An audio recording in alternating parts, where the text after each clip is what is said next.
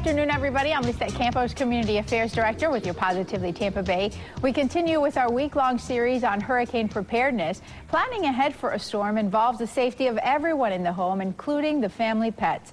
News coverage in the aftermath of Hurricane Katrina made that painfully clear when pet owners and pets were separated and lost.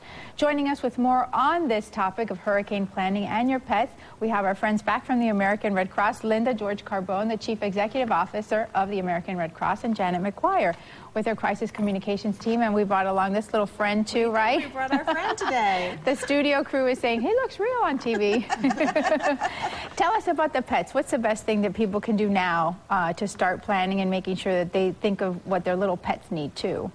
Well, thinking ahead is really the key. First of all, make sure you're prepared yourself. You can't help your pet if you're not prepared yourself. Second of all, know what you're going to do with your pet. Have a plan. The same way you have a plan for your family. If you're going to evacuate, which hotels take pets, make sure you have that list. You know where you're going to go. If you're going to leave your pet with a friend or a family member, those types of things, you want to make sure also you have the supplies necessary. That you've got water. Your pet needs water like you do too. How much water would you recommend that they have for their pet? About half of what you're packing for yourself. So for a person, a gallon of water a day, about half a gallon's good for your pet if you can fit that much in.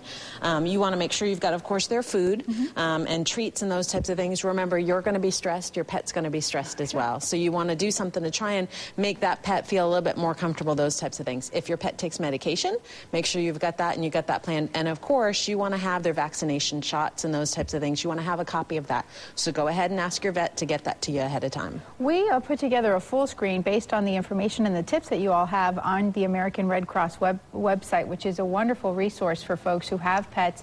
Really makes it easy, breaks it down for you. Decide now if you'll evacuate, research pet shelters and pet-friendly hotels. Bring photo of you with your pet is something that you didn't talk about now. Bring your pet's health records.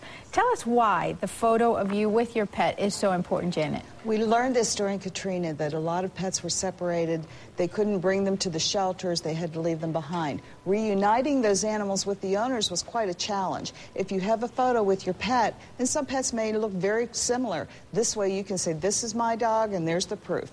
If you have exotic animals, is there something extra that you need to do? Most folks are, you know, the birds and the dogs and the cats are fine, but what happens if they have a lizard or a snake or something else?